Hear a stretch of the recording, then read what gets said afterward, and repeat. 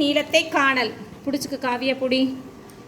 இப்போ இந்த ஒரு வாழைப்பழத்தை எடுத்துட்டு இந்த ஒயரை வந்து எல்லா இடத்துலையும் படுற மாதிரி வச்சு இது வரைக்கும் அந்த முனைப்பகுதி வரைக்கும் வச்சுக்கணும்.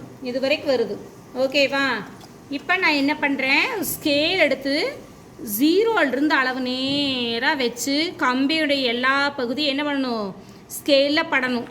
அவ்வளோ எவ்வளோ வந்துச்சு? 12.5 வந்திருக்குது. கரெக்டாக எவ்வளோ வந்திருக்குது எனக்கு? 12.5 சென்டிமீட்டர். சரியா?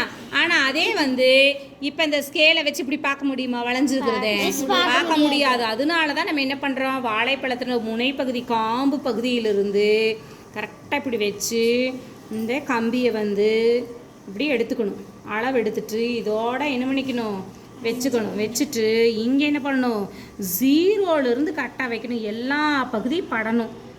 பாருங்கள் எவ்வளோ வருதுன்னு. 12.5 வருது எனக்கு. ஓகேவா? சரி, சூப்பர்மா.